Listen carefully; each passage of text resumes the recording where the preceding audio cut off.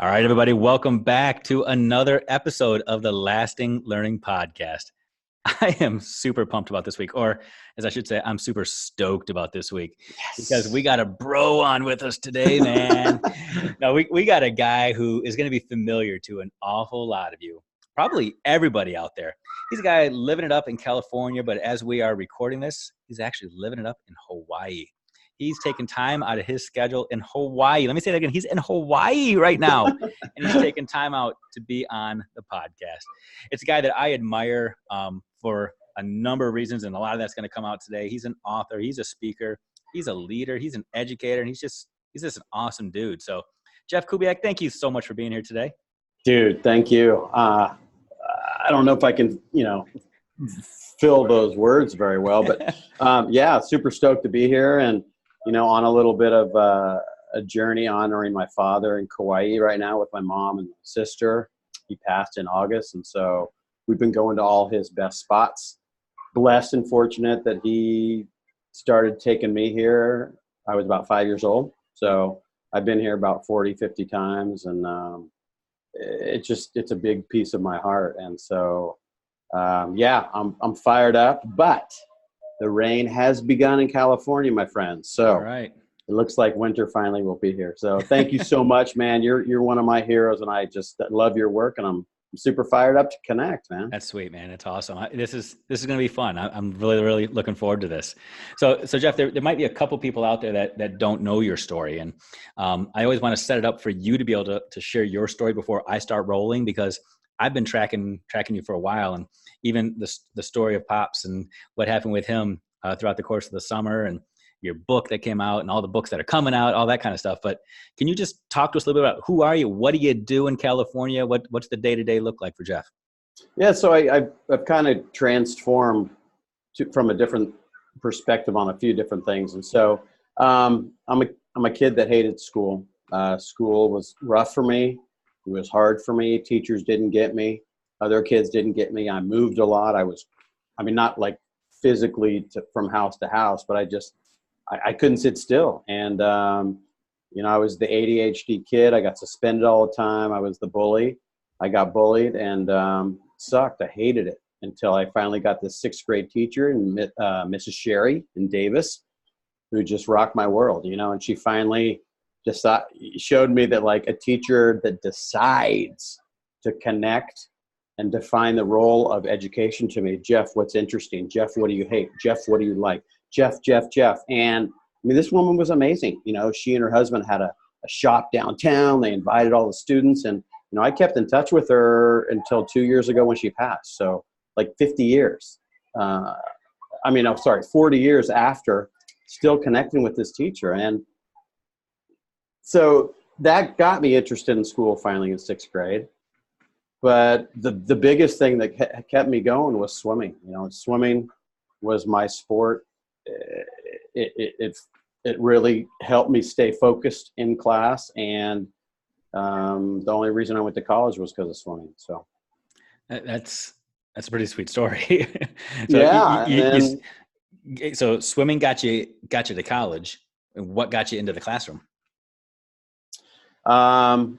Coaching, swimming. After I stopped competing, I had a really good run. I was close to making the 88 Olympic team. I missed by 12 100ths.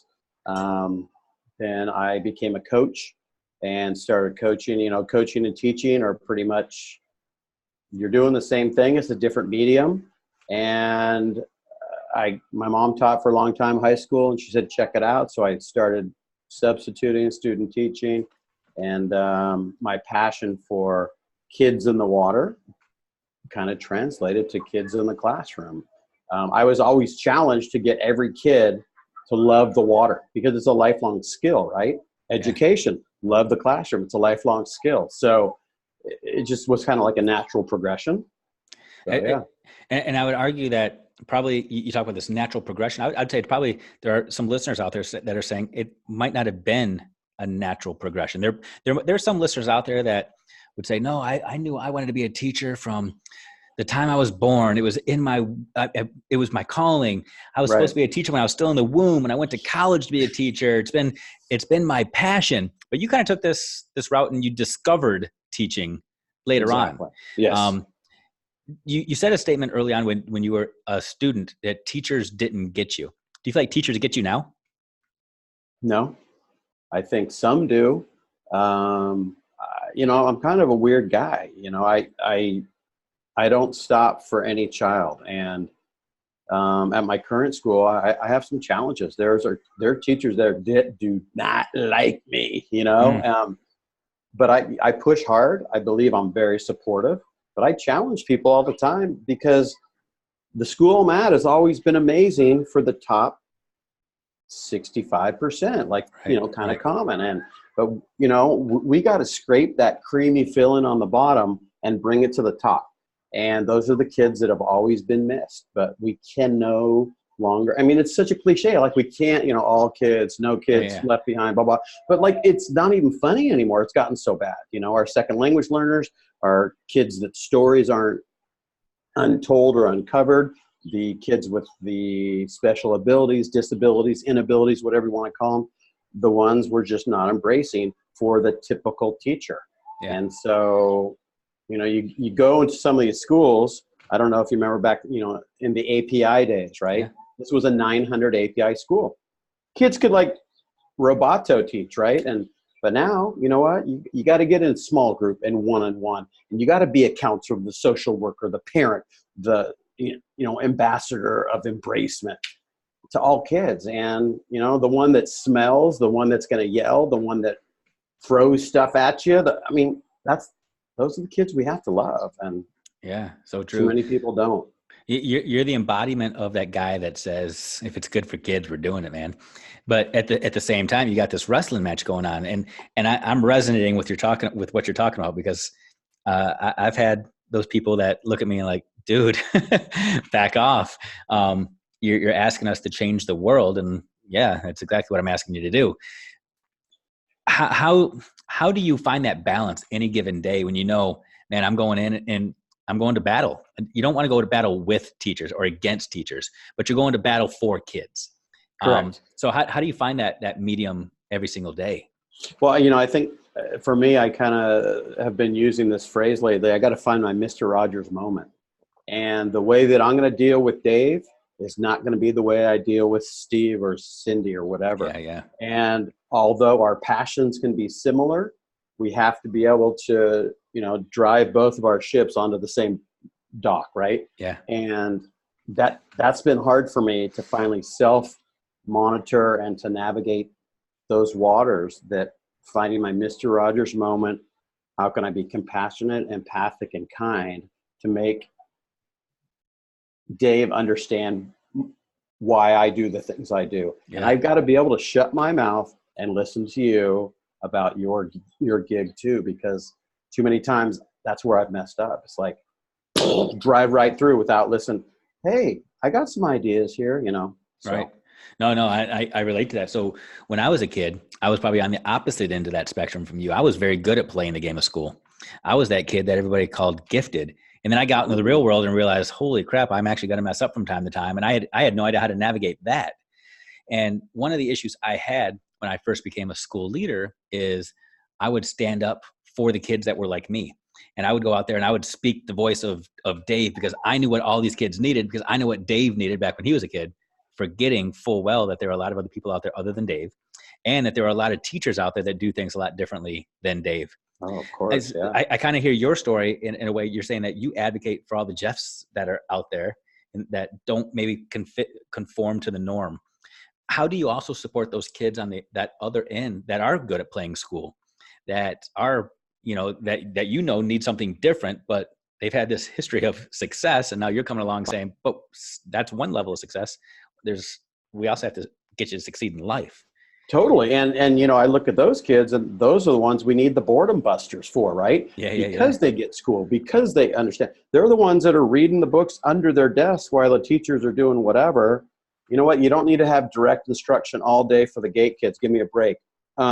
So I want to find things. Maybe they're going to be in my next coding club, or, kind of like on my kindness club at school, doing different things, find ways for them to get fired up. But it's just important for me to check in with the gifted Giannis to what is going to float his boat and fire him up. I mean, he might invent the next best app that's going to, save the world or make him $1 billion. But then the other kid that just got beaten up or didn't eat dinner last night, why can't they converge somewhere, right?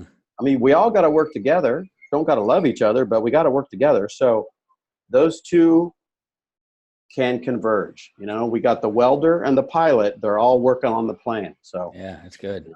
So what gets you fired up? You talk about finding that niche and that passion and getting those kids so that they can take it to the next level. What gets you going? Me personally? Yeah.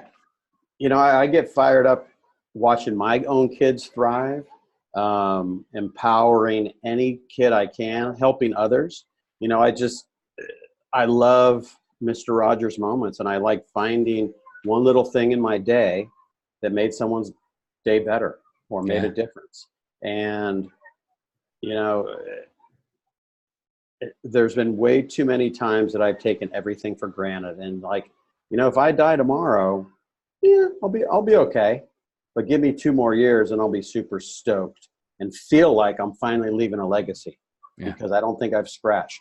I messed up a lot, and I probably hurt and pissed a lot of people off because of I think, lack of reflection in the days. But, the last couple of years, and especially watching my dad go, was like, dude, I got to change, man. So.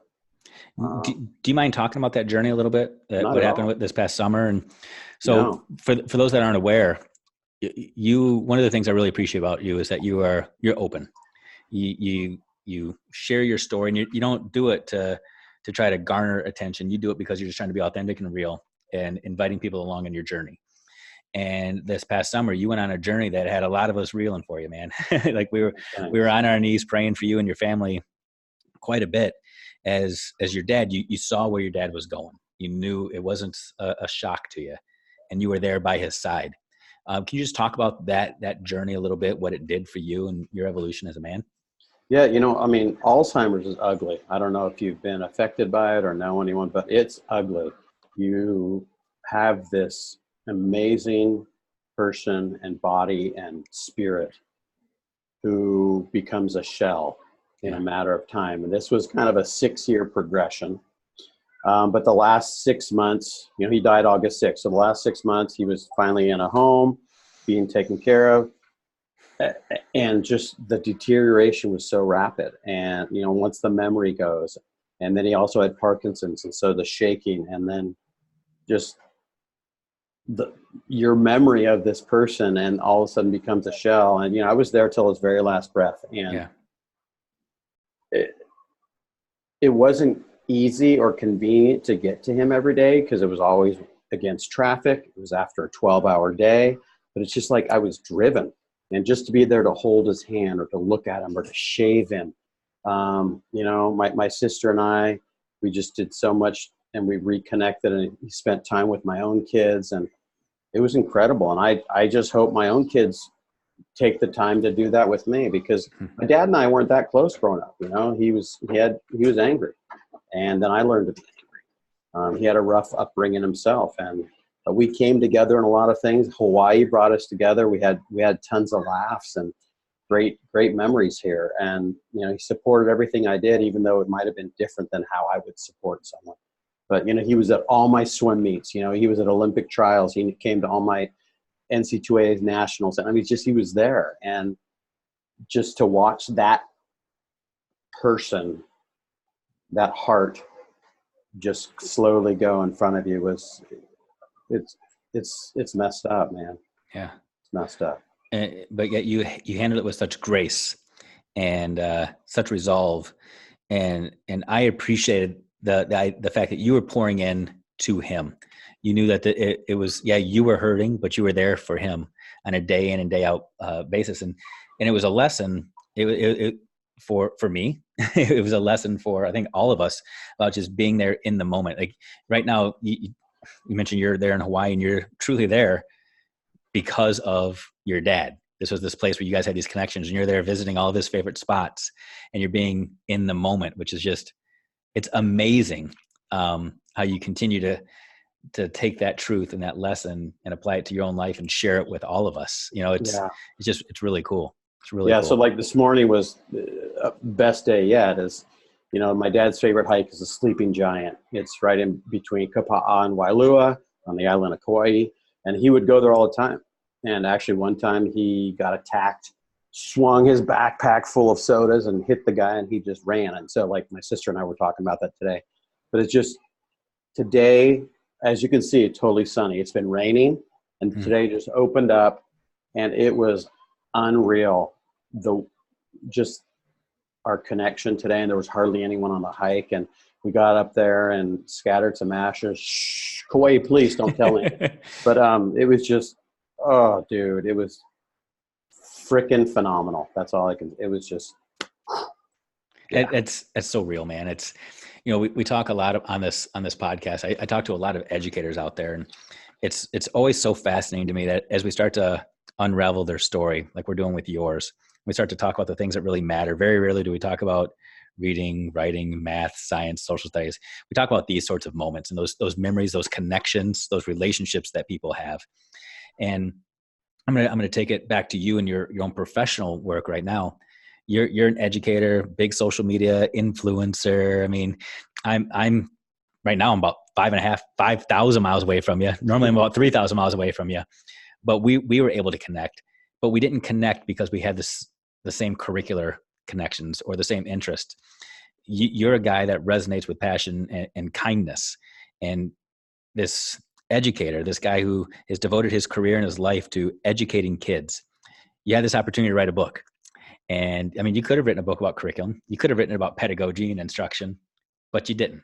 Can you talk to us a little bit about your big book right now? Yeah. Well, it's funny. My first book that I started working on was a book about failure, kind of bringing in my own swimming, missing the Olympic team, and then getting little vignettes from fellow Olympians and business people that have failed. And it still might come to fruition. But then, I've just been in a lot of schools, and I've seen a lot of hurt and a lot of brokenness. And I just kindness is something that we can all use. And it seems so easy, so blah, blah, blah.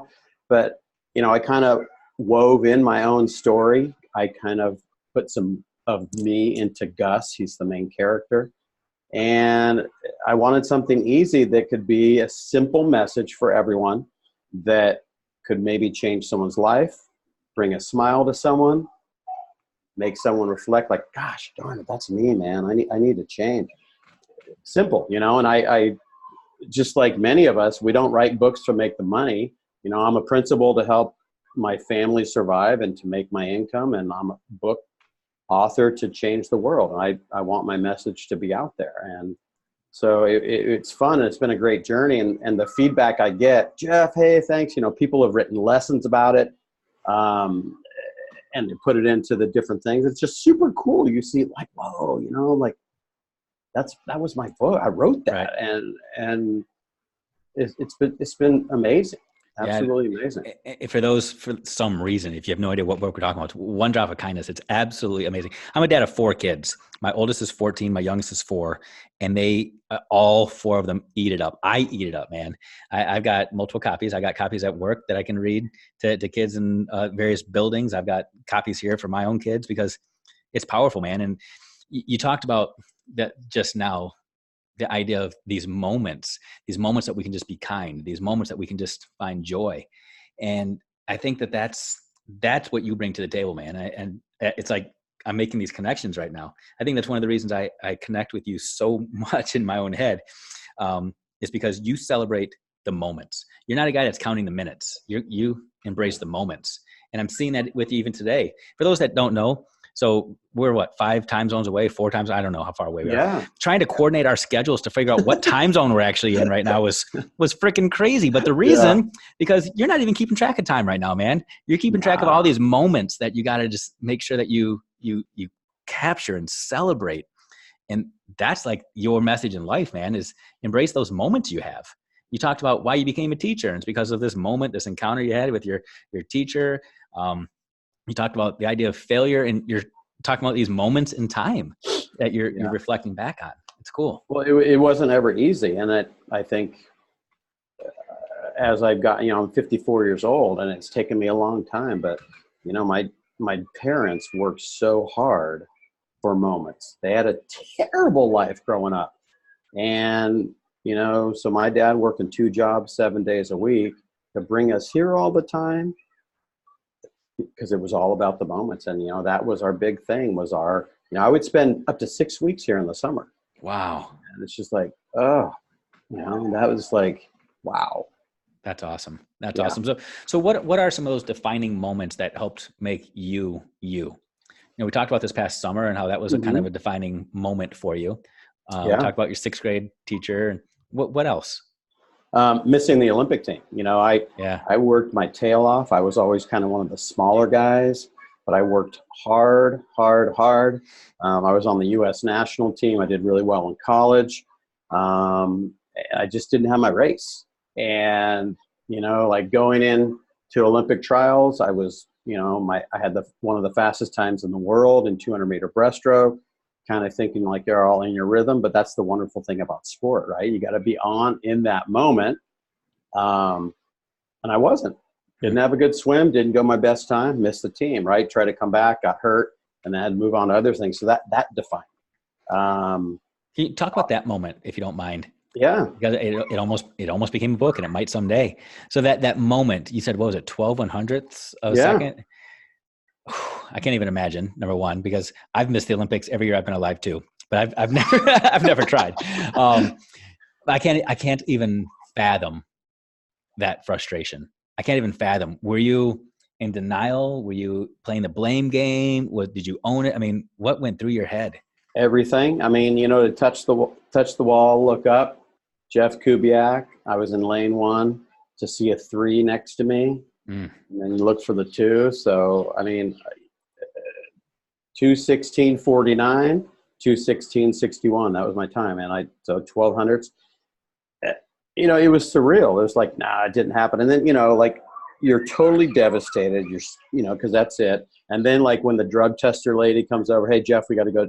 Like really, are you freaking kidding me? You're gonna choose me to randomly drug test now after I just lost my life? And so that failure or learning experience really rocked my world for a long time. I became depressed, drank a lot, and I overcame it. I needed to find my way, and I didn't know my why, because I thought that was my why. I was just going to say, at that point in your life, you thought that was your calling. You thought is what, I mean, you identified yourself as Jeff, the swimmer, right?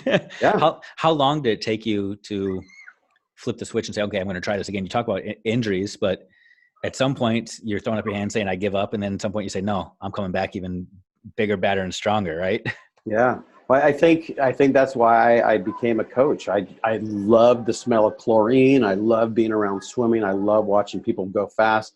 And so for me to help others not only find joy in the sport, but becoming, empirically faster. Jason Lezak was one of my swimmers at UC Santa Barbara. He was on 4 Olympic teams. And he has one of the arguably the best Olympic moment ever. USA versus France in the men's 4x100 meter free relay. Got to check it out. 2012 Olympics. There's not a better swim in the history of swimming.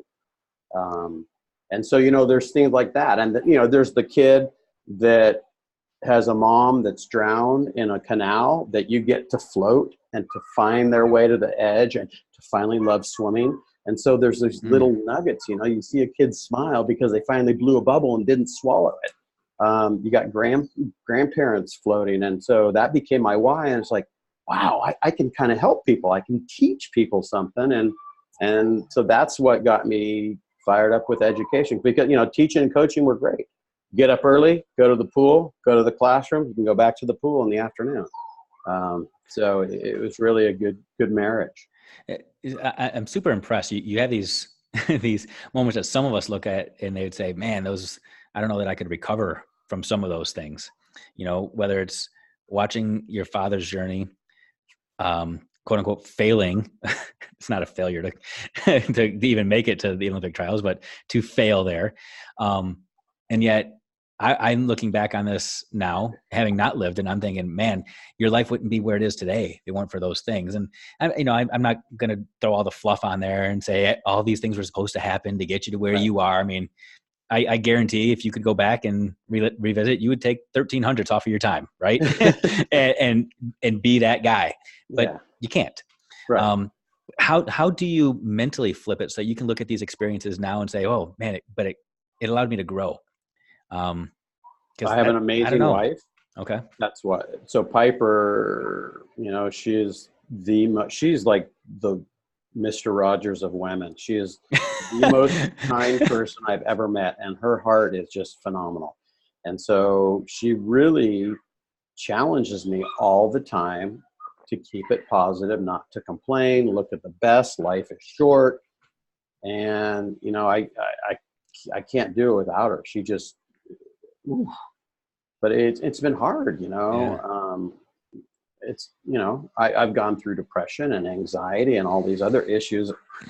God, no one's like got it easy. And you look at all these, whoever people that are this and that, everyone's got their story. Right. And so, no, I have to keep myself in check all the time. And I have to be careful for how I'm thinking, how I act, what I say, all those things, man. It's not easy. It is tricky. And I'll go back even to your race.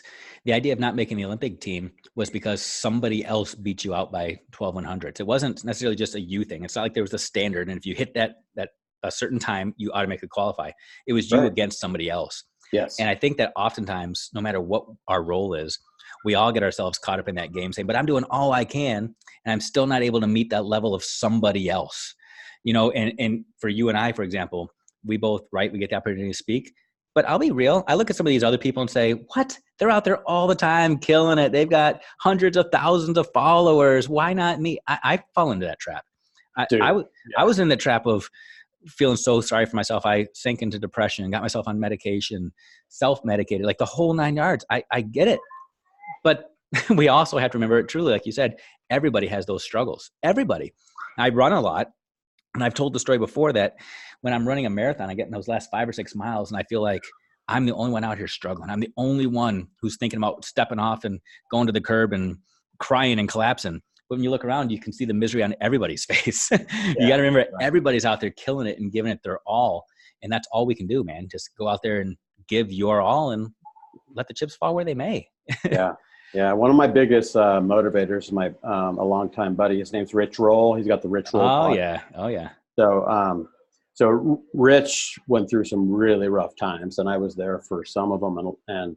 But just to have watched him overcome alcoholism and dependency and addiction, to becoming an ultra marathoner and a vegan and an advocate for all these things, and not just one of the best. Yes. I mean, like, hands down, one of the best. And to me, he's got, no offense to you, but he's got the best podcast. I mean, I'll take number 2. That's all good. Okay. Number 2, but it's just, I love what he does and what he's overcome. And, so you get these people and, it's not easy for him every day. Right. And so you look at like kind of the regulars like you and I, and we got to figure, like, everyone's got it rough.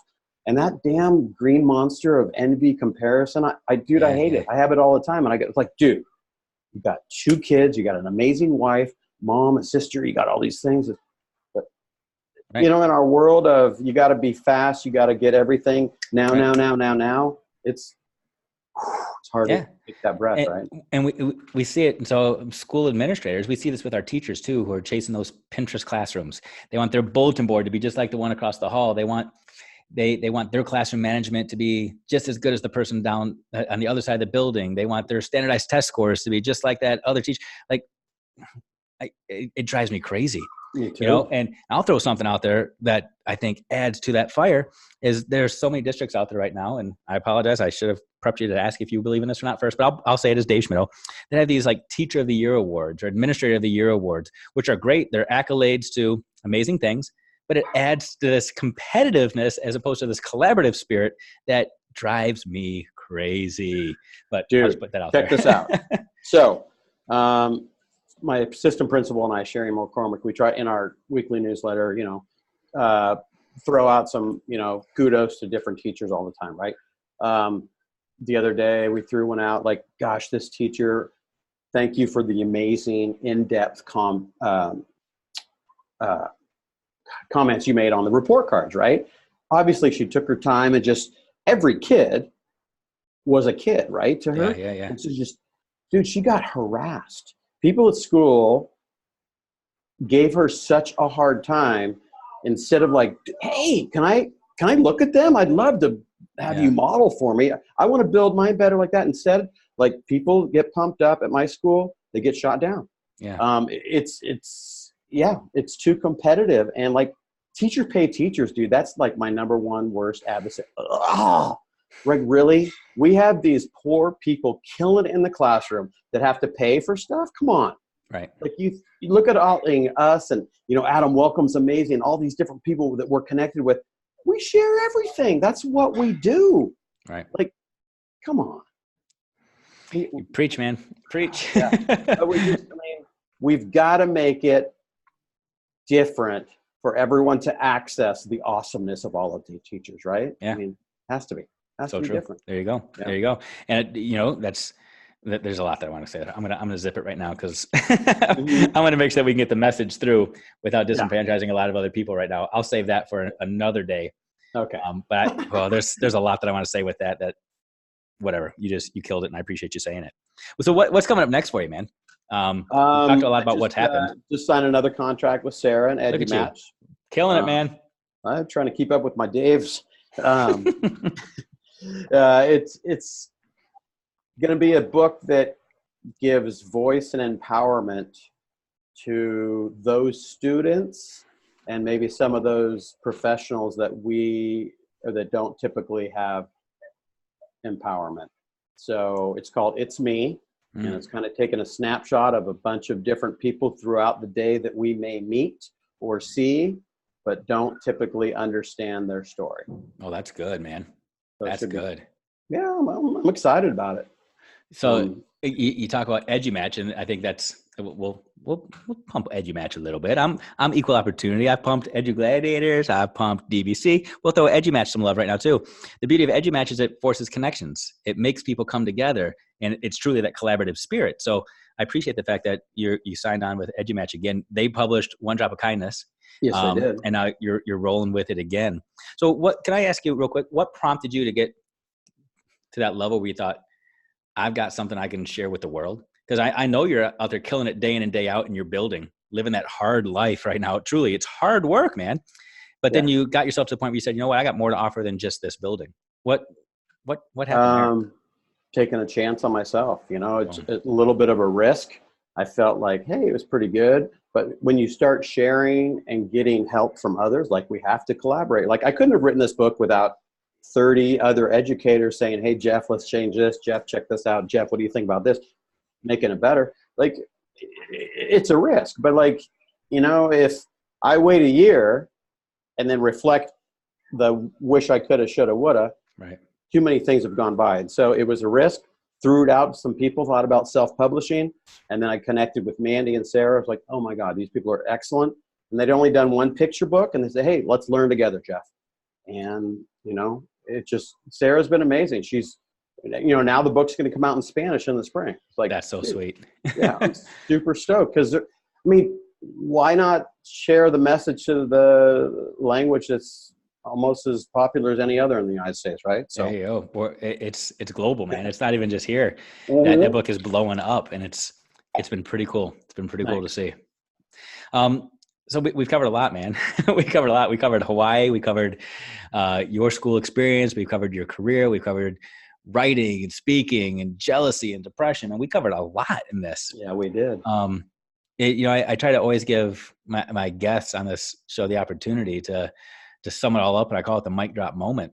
And it's hard for me to think of you having anything different other than what you've already shared, because there's a lot of moments in here where I'm thinking, man, just kill it here. Just call it, say we're done. But I'm going to give you that opportunity, because this is now the second, I'll say it's the second most popular. We'll follow behind Rich Roll. That's cool. Second most popular podcast in the world. We've got potential of 7 billion people to hear this. And they're tuning in right now to hear your wisdom. This is going to be that moment that they pull off the road to say, I'm focusing in right now. Kubiak's got something for me. So Jeff, Love it. give us your moment. All right. We're not all broken, Mm. but many of us have gotten deferred maintenance for too long. And so to me, we've got to fine tune, we've got to screw, we've got to chisel, we've got to do whatever it is, that tool, not only to fix, but to enhance and get you running smoother. So do you need a lube oil filter? Do you need a tune up? I don't know what your bike needs, a little bit of air. Does your spoke need tightening? Everyone has to have one little nugget. And I guarantee you they would run smoother with that one little nugget. We're not all so broken that we're laying 6 to 12 feet under the ground. And so whenever, hey, everyone's broken, but no, everyone has that story, but everyone has deferred maintenance. So there's just, what can I do to tighten Dave's spoke, to raise his seat a little bit? Oh, look at Dave's seat's up. Now he's got more equitable access. He has a voice. He's got a meal in the morning. Everyone has that. And we have to look 360. We got to be like the owls of the world and looking behind me for that teacher, that cafeteria worker, that parent, that noon duty, and all those students. And my friends, your friends, our family.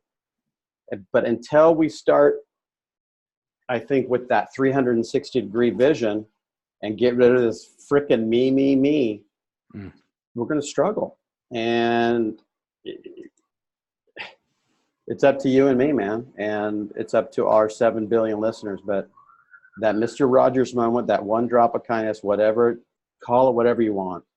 But you first, let's just maintain, and let's change the carb, put a new air filter in, and let's frickin' just take a good ride together, That's awesome. There That's you good, go. man. That's good. Take that metaphor and just process it all day long, man. That's good stuff. I love a good metaphor because it takes a while to sink in, but when it does, man, it's good. It's good. So well done. I couldn't have asked for a better way to wrap this up. So Jeff, thanks for taking time out of Hawaii, man. Thanks for just taking time out of your life. Important days, important moments for you right now, but sharing it with all of us, man, that's what you do. And I appreciate it. Dude, my pleasure. Mahalo, aloha, and blessed to be with you, man. Thank you.